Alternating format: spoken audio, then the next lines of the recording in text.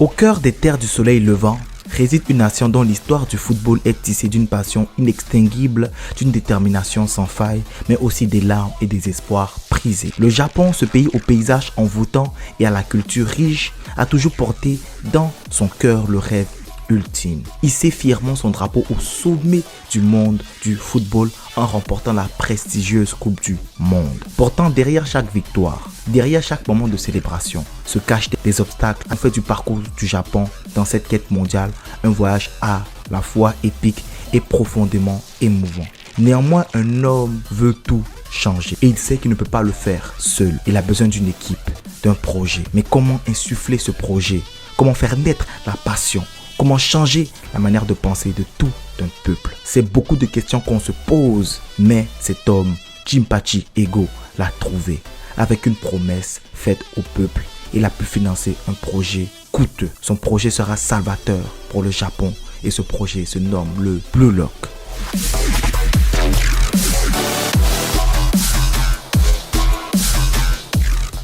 En effet, le bloc renferme un immense secret, un secret que vous saurez dans cette vidéo. Donc restez connectés, restez concentrés jusqu'à la fin. Avant de rentrer dans la vidéo les gars, je vous demande de liker, s'abonner et de partager si vous aimez bien mon contenu. Aussi les gars, vous voyez que YouTube en ce moment c'est la hesse. Donc je vous demanderai de mettre en commentaire hashtag BlueLock, hashtag Jinpachi Ego pour qu'on puisse toucher un maximum de personnes. Là comme ça vous pouvez aussi contribuer à faire grandir la chaîne. On est ensemble, donc les vrais abonnés. Je vous attends en bas dans les commentaires. On perd pas plus de temps, vous êtes prêts, vous êtes prêts, vous êtes prêts. C'est parti.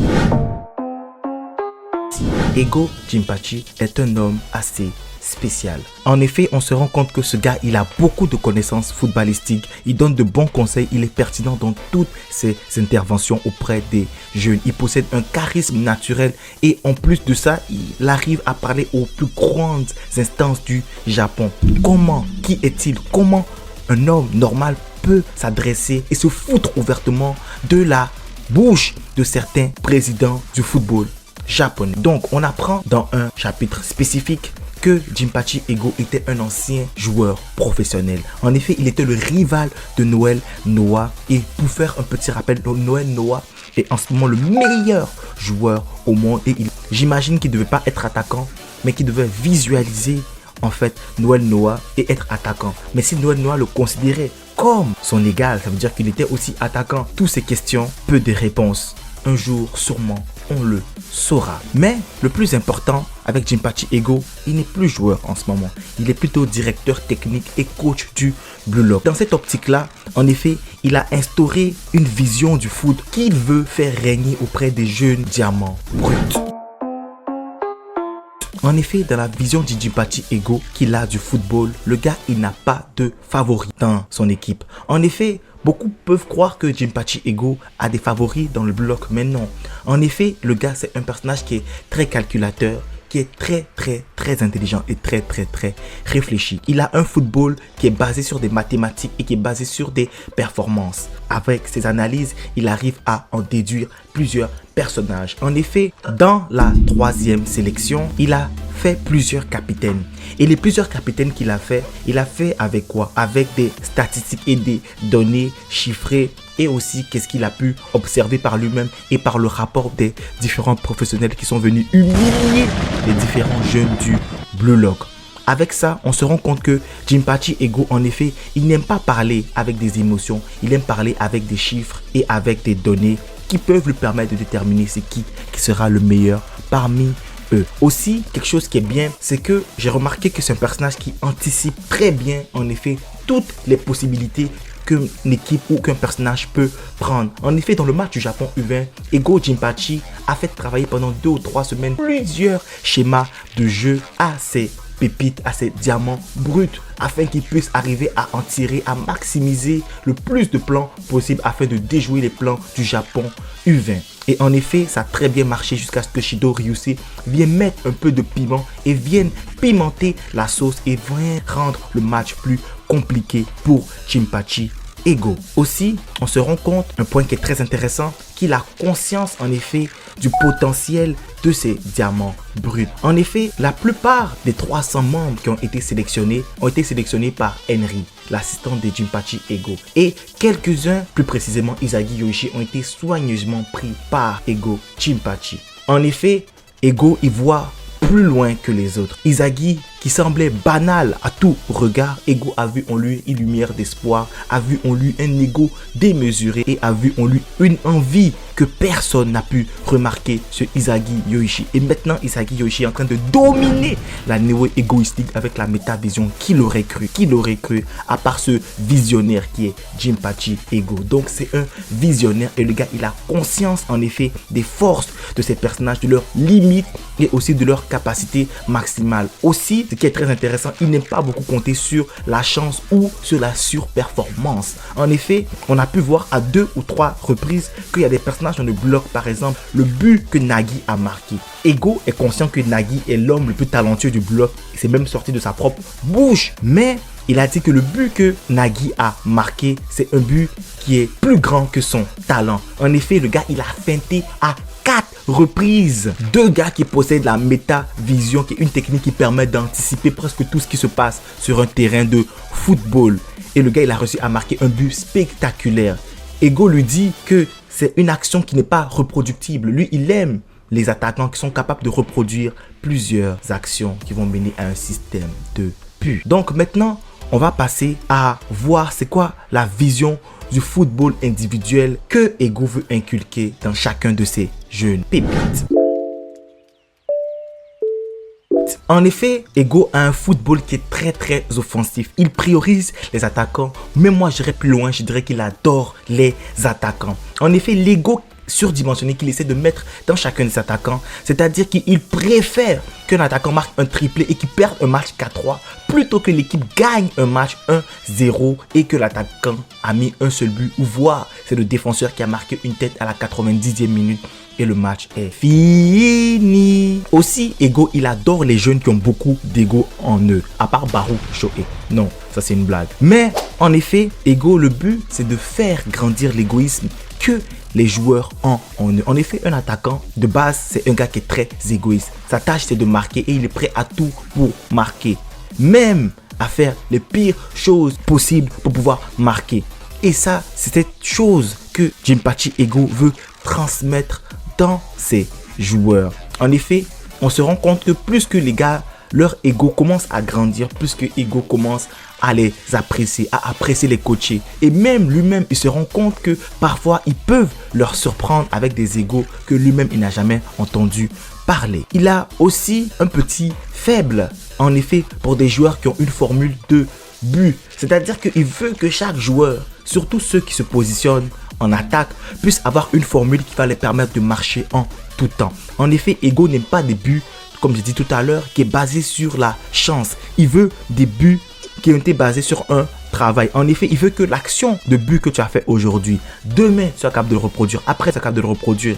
Quand Van Dijk sera sur toi, tu seras capable de le reproduire. Quand Nico sera sur toi, tu seras capable de le reproduire. Quand Don Lorenzo sera sur toi, tu seras en mesure de le reproduire. En effet, il veut une technique, quelque chose qui va permettre de marcher en tout temps et qui est reproductible. Donc, plus qu'un joueur a ça, mieux que c'est. Et plus que ce joueur est capable d'amener ça à un top niveau, puisque Ego va valoriser ce talent-là. Par exemple, même s'il n'est pas dans le bloc, dans le projet bloc je parle, Kaiser qui a une formule de but qui est exceptionnelle, qui a le Kaiser Impact plus la méta vision. On se rend compte que ça, en effet, c'est 2 armes de classe mondiale et c'est pour ça que Kaiser en ce moment est vu comme un talent générationnel. Même Noël Noah dit que c'est possible qu'il vienne prendre sa place dans quelques temps. En effet, le gars, bientôt, ce n'est qu'une question de temps pour qu'il puisse rentrer et commencer à jouer régulièrement dans l'équipe du Bastard München. En effet, de ce que je viens de dire, beaucoup d'entre vous pensent que Ego favorise un jeu plus individualiste qu'un jeu collectif, mais c'est faux. En effet, Ego porte particulièrement attention aux détails et même quand ceux-ci sont appliqués dans un match. En effet, le football c'est collectif. Malgré l'individualisme qu'il y a, que représente chacun des 11 joueurs sur le terrain, Ego aussi pense à cette partie collective qui n'est pas beaucoup mis en avant, mais qui est mis en avant par des détails dans l'œuvre. Et ces petits détails-là, laissez-moi vous les présenter. Donc, la vision du jeu collectif de Ego Jinpachi, c'est quoi? En effet, Ego, j'ai remarqué qu'il aime bien les joueurs qui sont polyvalents. En effet, un joueur qui est capable de jouer à plusieurs postes ou un joueur qui est capable de dépanner à plusieurs postes sont souvent des joueurs qui sont favorisés quand Ego arrive à faire un choix. En effet, un gars comme Ryo Mikage ou un gars comme Karasu ou un gars comme Guide Kagamaru qui étaient des attaquants à la base mais qui sont devenus des milieux de terrain à cause des circonstances ou des gardiens à cause des circonstances, et là maintenant qu'ils performent très bien à ce poste avec une mentalité très offensive. C'est ça en fait un des caractéristiques que Ego veut implanter dans le Blue Lock. Il n'hésite pas à mettre des systèmes de jeu très offensifs pour valoriser ses joueurs. En effet, vu la mentalité d'Ego et vu qu'il préfère l'attaque à la défense et vu qu'il préfère marquer que subir, en effet, tous les systèmes de jeu qu'on a pu voir d'Ego, c'est fait pour valoriser les meilleurs éléments offensifs, pour mettre en confiance ses meilleurs éléments offensifs. Il veut que le jeu puisse tourner autour du meilleur buteur, du meilleur joueur du Blue Lock, et afin que celui-ci puisse permettre, grâce à ses mouvements, que les autres autour puissent marquer ou lui-même utiliser les autres pour marquer. Il aime aussi les joueurs qui sont capables de suivre un plan de jeu. En effet, je pense que pourquoi Shido n'a pas été pris par Ego Jinpachi, parce que c'est un joueur qui est très instable et qui est difficile à mettre dans un plan de jeu, surtout en coalition avec un talent comme Rin Itoshi qui est un talent un peu plus réfléchi et un peu moins dans la démesure. En effet, ça a été prouvé à plusieurs reprises que les gars qui sont capables de suivre des plans de jeu sont mis en avant comparé à d'autres qui ne le sont pas. Par exemple, Barou, pourquoi il n'a pas été titulaire? Parce que de 1, il n'a pas très bien joué durant la 3e sélection, il a juste marqué un but. Et aussi parce que ce gars, en fait, son ego est juste trop surdimensionné. Il veut que jouer pour lui et il n'est pas en mesure de jouer pour ses coéquipiers. On se rend compte qu'il est en train, au fur et à mesure, de gommer ses petits défauts avec le Uber. Mais Barou, il m'en faudra encore plus pour me convaincre. Comme il en faut encore plus pour que Shido et toi puissent convaincre Ego Jinpachi. Aussi, ce que j'ai remarqué, c'est que Ego, il s'adapte à la personnalité de ses joueurs et il les donne des instructions précises en fonction de qui ils sont. En effet, Ego a fait des recherches très approfondies sur chacun des membres du Blue Lock. En effet, il sait ce qu'ils aiment, ce qu'ils n'aiment pas. Il y a une fiche très détaillée là. Une fois, pendant mes petites recherches sur internet, je suis tombé sur une fiche technique que Ego a fait pour les 300 personnages du Blue Lock. Là, c'est mis leurs joueurs préférés, c'est mis leur poste préféré, c'est mis comment ils ont joué au football, à quel âge ils ont commencé. C'est mis plein d'informations que Ego a récoltées au fur et à mesure afin de pouvoir mettre ses joueurs dans les meilleures dispositions afin que leur talent et que le talent seul puisse briller. Donc, ces petits détails nous montrent que Ego, il comprend le football collectif et qu'il n'est pas en effet marqué seulement sur un football individuel. En effet, il est conscient que le football d'abord est un jeu collectif qui se joue en équipe. C'est pour ça que Ego Jinpachi a une vision très avancée, mais très spécifique et très détaillée du football collectif. Maintenant, pour ceux qui sont restés jusqu'ici, il est temps maintenant de révéler les 2 secrets que Ego Jinpachi a pour le projet Blue Lock. En effet, j'ai glissé 2-3 indices durant tout le long de cette vidéo et pour ceux qui sont les plus aguerris vous allez les remarquer. En passant les gars, n'oubliez pas de mettre en commentaire #BlueLock, #JinpachiEgo. On veut plus de visibilité. Je compte sur vous, mes vrais abonnés. Par déduction logique, on se rend compte que Ego Jinpachi nous a menti dès le début. Et ce n'est pas la première fois que Ego Jinpachi ment ouvertement aux téléspectateurs ou aux 300 joueurs du manga. En effet, à la première fois, il les a menti parce que eux qui étaient dans l'équipe Z, X, V, tout ça, eux ils pensaient qu'il y avait d'autres personnages qui étaient dans l'équipe A, dans l'équipe B et dans l'équipe C au début. Et en fait, c'était complètement faux. Ego les a menti parce qu'il voulait qu'ils aient en eux un sentiment et qu'il voulait que ceux-ci puissent arriver à bâtir les échelons et à se dire waouh, j'ai galéré pour me battre contre ces gars-là et il y a des gars qui sont beaucoup plus forts que moi. En effet, c'était un mensonge complet. Donc, ce n'est pas la première fois que Ego Jinpachi nous ment. En effet, Ego nous a dit que son but c'est de créer l'attaquant ultime du Blue Lock. C'est vrai, ce n'est pas un mensonge. Et que il n'en restera qu'un. Il n'en restera qu'un. Mais c'est faux. C'est complètement faux. Le Blue Lock dans lequel nous savons en ce moment, il ne va pas en rester un. Et pourquoi je suis convaincu de ça? Parce que Ego Jinpachi veut créer une équipe. En effet, vous me direz, pour les plus aguerris parmi vous, que oui, les plans d'Ego Jinpachi ont changé à cause du Japon U20. Ce match qui a complètement changé le Japon et le Blue Lock. Je serai en accord avec vous. Mais Ego Jinpachi est une personne qui est très calculateur. Et je suis sûr que dans ses calculs, il avait anticipé ça. Il avait anticipé que le Japon allait se plaindre parce qu'il n'y avait pas de résultats apparents. Et que ceci allait chercher à destituer le Blue Lock. Il avait déjà prévu que chacun des gars ait une carrière honorable au niveau japonais, voire plus pour ceux qui ont brillé pendant le match. Et maintenant, après la victoire du Blue Lock, maintenant les plans ont complètement changé. Mais moi, je dirais qu'à la base, Ego avait déjà prévu ça. Donc moi, je ne suis pas surpris. Je l'ai même dit et je l'ai même prévenu assez tôt. Même l'année passée, je vous avais prévenu pour les plus anciens parmi vous. En effet, Ego veut créer une équipe qui va bouleverser le Japon. On se rend compte que plusieurs personnages ont changé de position. Le plus marquant, c'est Gagamaru qui est passé d'attaquant à gardien. Reo qui est passé de défenseur central à milieu à attaquant. En fait, il peut jouer partout. Et en plus, Rea Mikage a développé un Ego qui est complètement contradictoire avec la philosophie que Ego a essayé d'inculquer pendant autant de temps à ses diamants bruts. En effet, lui, il veut que Nagi devienne le meilleur attaquant et lui, il veut être son ombre, comme Kage, ombre. Vous savez déjà, Reo veut être l'ombre de Nagi. Alors que Ego les a dit que c'est vous qui devez être le personnage principal de votre œuvre, peu importe la position à laquelle vous jouez. Donc on peut être certain maintenant que des défenseurs de métier sont rentrés dans le bloc. Maintenant que certains attaquants jouent en tant que défenseurs, apprécient ce poste et vont briller à ce poste, Ego nous a menti. En effet, il veut créer une équipe et non un attaquant ultime. Vous me direz, l'un n'empêche pas l'autre. Et oui, vous avez complètement raison. Et le deuxième secret du Blue Lock, que Ego veut créer une équipe qui est remplie d'égoïstes et qui va permettre au Japon de changer complètement. En effet, je me rends compte que tu peux changer une équipe. Un joueur peut changer une équipe, par exemple. Mais pour changer une équipe, il faut changer sa racine profonde. Et le fait que tous les joueurs que Ego a sélectionnés par lui-même ont été ou sont passés par le Blue Lock et maintenant représentent le Japon, en effet, ils seront tous animés par cette rage de marquer. En effet, les 11 joueurs qui sont sur le terrain ont un Ego qui les pousse à aller vers l'avant, qui ont vécu des obstacles ensemble. Donc le collectif sera déjà soudé. Donc première chose, Ego pense au collectif. En effet, un joueur peut changer la donne comme Messi et Cristiano Ronaldo. Mais par exemple, on va rester sur cette comparaison-là dans la vraie vie.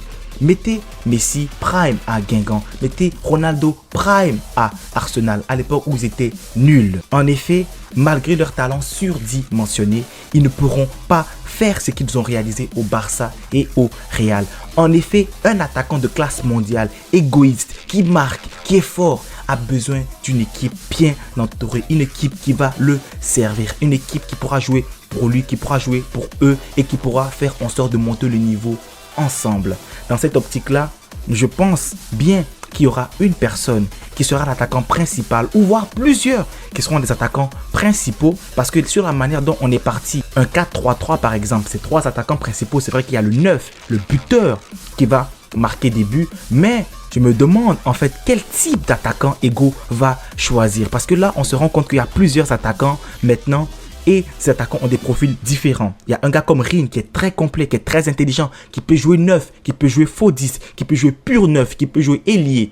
On a Barou qui est un pur numéro 9, mais on a vu Barou évoluer à l'aile, à dribbler parce qu'il est très fort techniquement. On a Shido qui est un pur numéro 9, qui est capable de marquer des buts, qui reste dans la surface, qui trotte dans la surface et qui marque et qui s'amuse à volonté. On a Izagi qui est un genre de faux numéro 10, un faux numéro 9 qui joue un peu partout, qui est très complet, qui est très mobile, qui peut défendre, qui peut attaquer, qui peut marquer, qui peut même jouer sur les ailes, qui peut jouer milieu offensif. On a Ryo Mikage, on a Yukumiya, on a tous ces gars qui peuvent jouer ailier. On a Shigiri.